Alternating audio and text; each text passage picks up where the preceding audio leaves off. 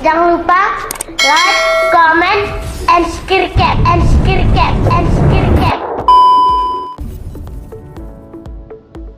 Hai semuanya, di kesempatan kali ini saya akan menjelaskan yang namanya level dalam belajar bahasa Inggris.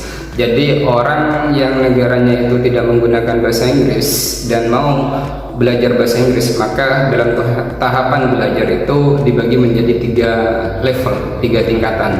Yang pertama adalah beginner. Beginner ini adalah orang yang punya keinginan untuk belajar bahasa Inggris, tapi dia tidak tahu apa-apa tentang bahasa Inggris, baik itu dalam ucapan, tulisan, maupun kosakata dan lainnya. Jadi bahasa Inggrisnya itu nol. Tapi kita punya keinginan untuk belajar, dan pembelajaran ini kita proses untuk belajarnya. Jadi di sana kita bisa disebutkan yang namanya beginner atau yang disebut dengan pemula.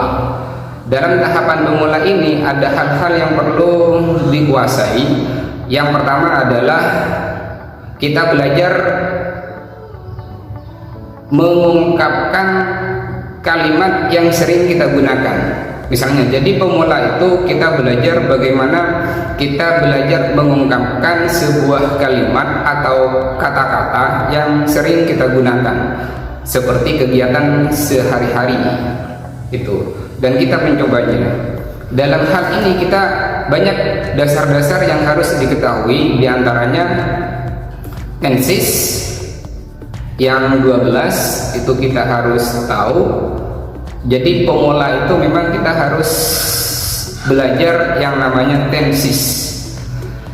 Tenses itu adalah sebuah cara bagaimana kita menyusun sebuah kalimat dalam bahasa Inggris.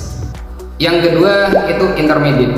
Di tahapan intermediate ini kita sudah tahu bagaimana caranya kita menyusun sebuah kalimat dalam bahasa Inggris. Misalnya seperti saya, orang Indonesia mau belajar bahasa Inggris, asalnya kan itu adalah kata bahasa Indonesia yang ingin saya terjemahkan dalam bahasa Inggris ketika kita mau menggunakan bahasa Inggris. Dalam tahapan ini kita harus sudah punya dasar bagaimana caranya kita menyusun sebuah kalimat, bagaimana kita menyusun sebuah frase, kita menyusun sebuah kata, kita sudah tahu. Dan di tahapan ini kita masih belum paham penuh terhadap bahasa Inggris. Banyak kesulitan-kesulitan yang perlu diselesaikan, dan sebenarnya itu ketika kita belajari tidak ada suatu hal yang sulit.